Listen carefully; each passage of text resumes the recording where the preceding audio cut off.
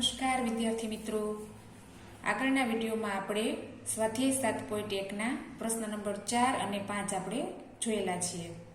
તો એના પછી આજે આપણે પ્રશ્ન નંબર 7 એ જોવાનો છે. પ્રશ્ન નંબર 7.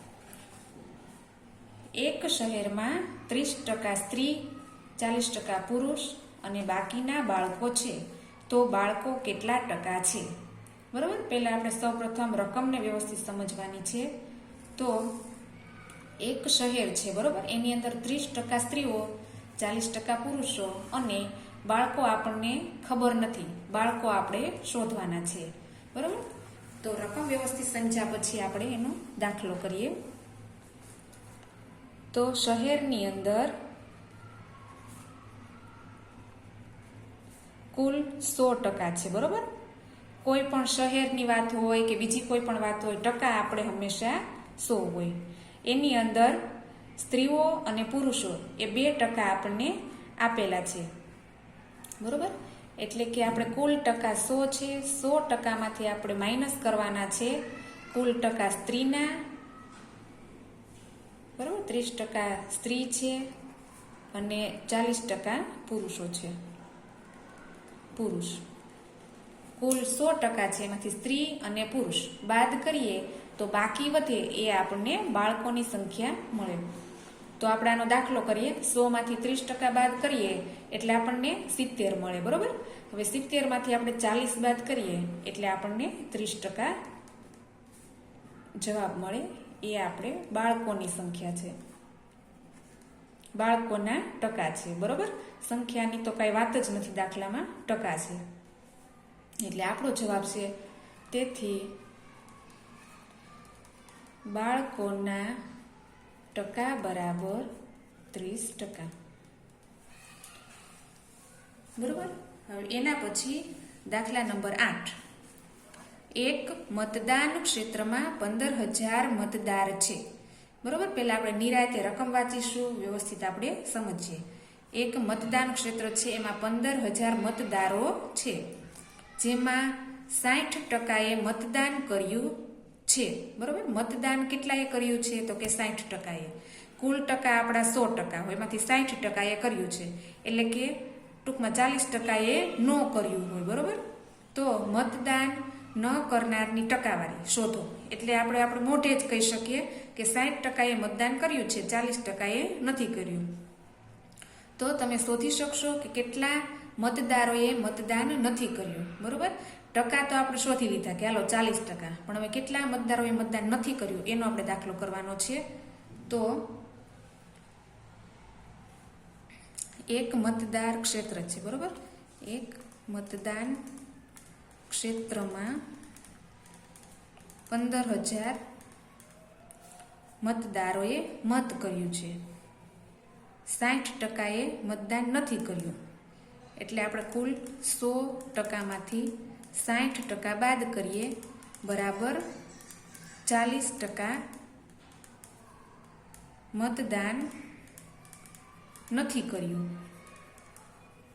બરોબર. 40%એ આપણે મતદાન કર્યું નથી. તો નથી કર્યું એની સંખ્યા શોધવા માટે આપણે શું કરવાનું?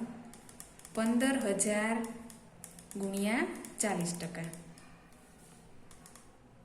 બરાબર 15,000 ગુણ્યા 40 અને આપણે એના છેદમાં 100 મૂકવાના.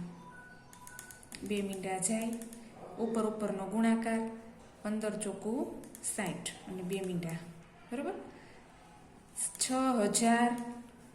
તેથી 6,000 મતદારોએ મતદાન નથી કર્યું.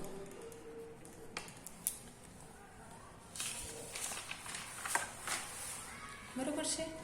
એના પછી 9મો દાખલો આપણે જોઈએ.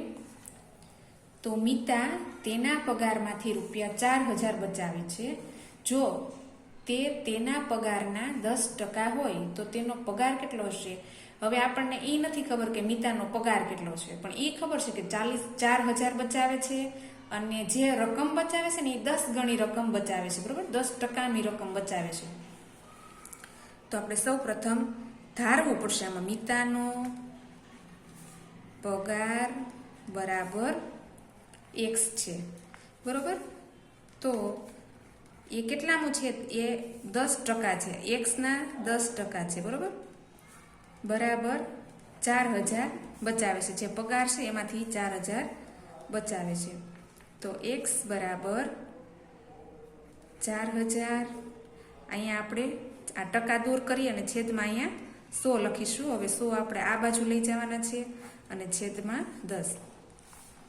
તેથી x બરાબર અંશનો ગુણાકાર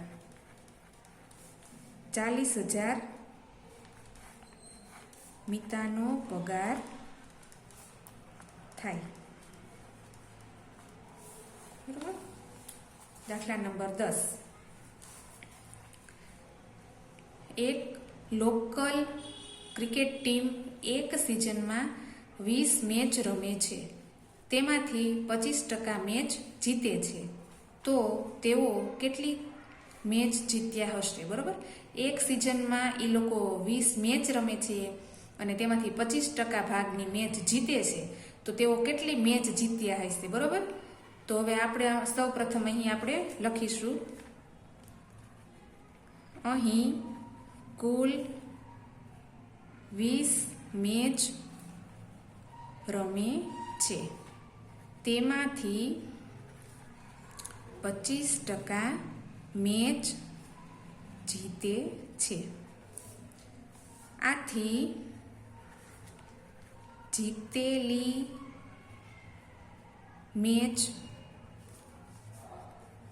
મેચની સંખ્યા બરાબર 20 મેચ ગુણ્યા 25% બરાબર 20 ગુણ્યા 25 છેદમાં 100. હવે છેદ ઉડાડીશું.